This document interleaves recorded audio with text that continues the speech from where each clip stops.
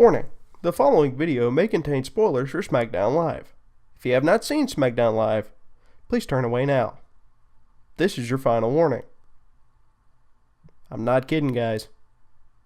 Turn back now and come back later. Enjoy the video.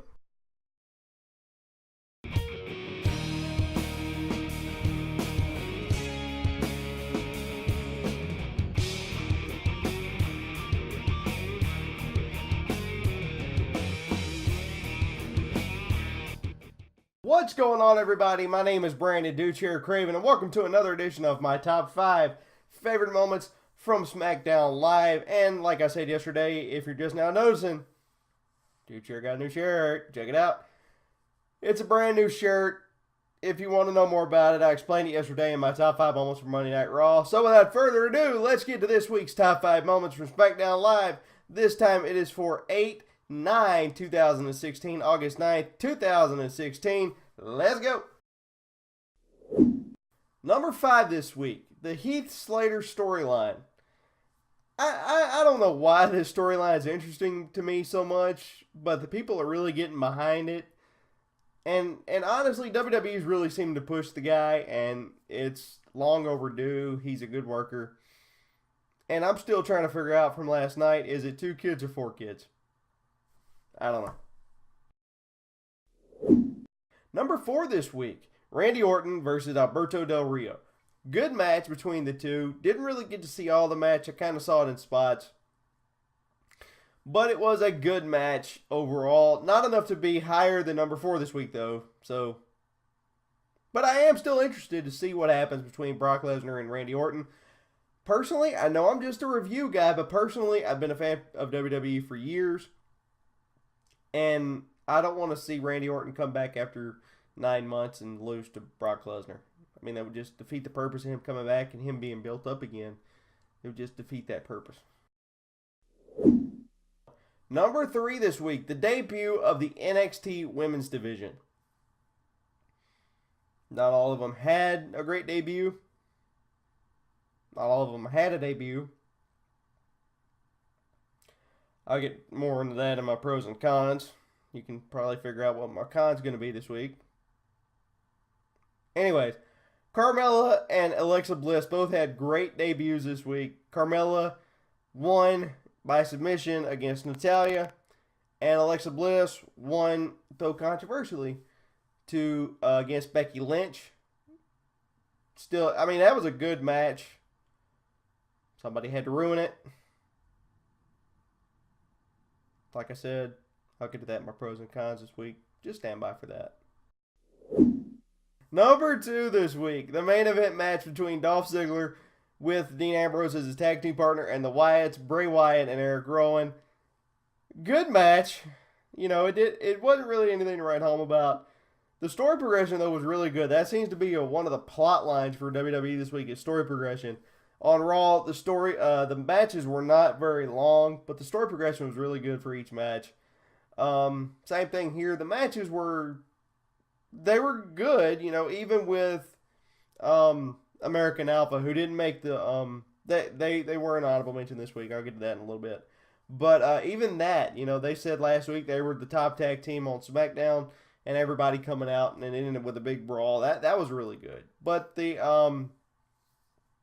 main event match between the Wyatt family and Dolph and Dean was really good. Story progression for that match was really good between Dolph and Dean. It ended the match ended after Dolph and Dean won. It ended with Dean giving Dolph Ziggler a dirty deeds to end the night. But like I said, the match itself wasn't that great and wasn't much to write home about. But it was still good. But that does bring me to my number 1 pick for this week. The opening segment between Dolph, Dean, and the Wyatts. I honestly love this new attitude by Dolph Ziggler. It reminds me of the old Dolph Ziggler with the blonde hair, the bleach blonde hair. It reminds me of that a lot, and I really like it. Also, once again, Bray Wyatt's one of the best talkers in the business today. They just need to give the guy a good story to go on. Honestly, I think he is going to be one of the top guys on SmackDown from what I hear. So they just need to give him a good storyline, and then he will be one of the top guys. So that's my top 5 for this week. Now we're going to look at some honorable mentions.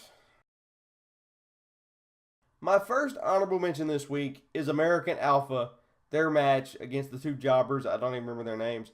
But I love the fact, I was talking to a buddy of mine last night on Facebook about this. I love the fact they're bringing back jobbers because they don't need to destroy some of their talent. That's there on a weekly basis. But anyway, that was a really good segment. All the tag teams on Smackdown ended up coming out because they're actually going to bring back more another set of tag titles for Smackdown. Like I said, I'm not a big fan of all these titles being brought back, for each show. I'm really not a fan of the titles being brought back. I think they're going to bring back a women's title. I think they're going to do, I know on Raw they're going to do another world title. And I don't like it because you've already got your champions. Let them fight on both shows. I've said it before, and I'm still sticking to that. But apparently that's not the road they're going to go down. But anyway, the American Alpha and that whole tag team segment was really good. That's my first honorable mention for this week. My second honorable mention for this week is the Becky Lynch promo. She once again faced Eva Marie. I'll get to that in my pros and cons. That's going to be a con, I'm going to go ahead and tell you. And Eva Marie ended up not fighting. Surprise, surprise. And Becky Lynch got a promo. She said that she was not going to come out there for the second week in a row and not fight somebody. Love the promo. Alexa Bliss ended up coming out and fighting her. Great match between those two. It ended up being ruined by Eva Marie. Still a great promo by Becky Lynch, though. Alright, let's look at some pros and cons for this week. My only pro for this week is they finally learned. More emphasis on the matches, less emphasis on the talking. You only have 2 hours. Get the matches in there. They learned. The matches were good. They weren't great, but they were good this week. But they're finally learning. More emphasis on the matches. My con for this week. I can't help but laugh about it.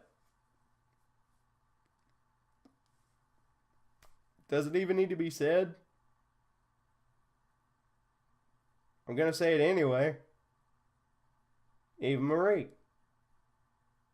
I don't know why in the world they keep trying to push this woman. I really don't. I mean, she didn't even fight this week. It was supposed to be her miraculous and sensational debut. She ended up having a wardrobe malfunction and didn't fight. La-di-da. Surprise, surprise.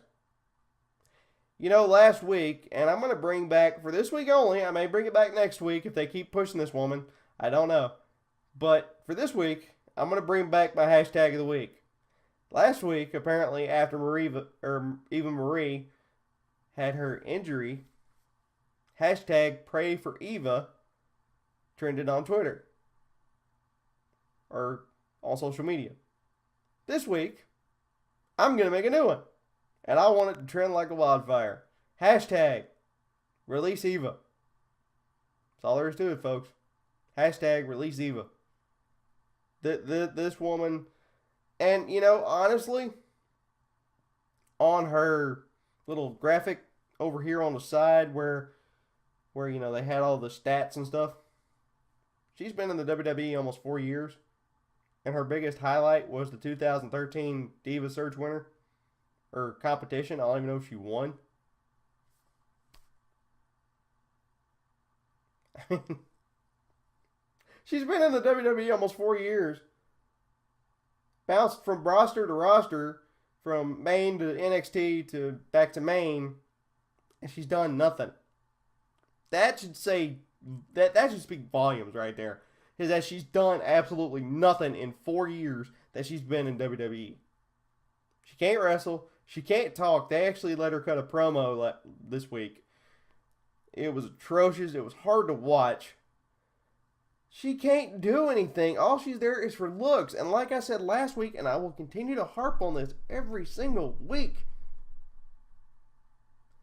in this day and age of WWE and in the women's division, you cannot go on looks alone. You can't. Yes, she is good looking. That's it. She can't talk. She can't wrestle. She can't do anything. Put her as a man. If you are just hell bent on keeping her in your roster, put her as a manager. Do something where she doesn't even have to talk. Don't waste energy and time and money on this chick as a wrestler, because it doesn't work. I'm not the only one who thinks this. I can't be. If I'm not, let me know in the comments that I'm wrong, that you think I'm wrong. Or if you think I'm right, let me know in the comments. Like I said, use the hashtag Release Eva. Good grief. I just don't understand it, people. I really don't. And that's going to do it for me this week for my top 5 moments from SmackDown Live. Do not forget, if you thought Team Raw won this week or Team SmackDown won, use the hashtag Team Raw or use the hashtag Team SmackDown right over here. And let me know who you thought won this week. I'll let you know who y'all thought won this week, next week, on my top 5 moments from Monday Night Raw. And do not forget, I'm going to put a graphic here and a graphic here. I've got a couple of new reviews coming out this week, sometime this week. One is going to be my Batman vs. Superman review. I finally got around to watching that movie. It was a great movie. I'll talk about that more this week. That's coming out later. And also my review of the new Telltale series, the Batman series, episode 1. That's coming out later this week. That graphic's going to go right here too. So check those out, coming out later this week. As always, my name is Brandon Duchair Craven. Do not forget to like, share, and subscribe to this channel so that way you'll know when these videos come out. I'm down for the 3 count. 1, 2, 3. God bless you. See you next time right here on the Rolling Rest Review YouTube channel. God bless you. See you next time. Later, everybody.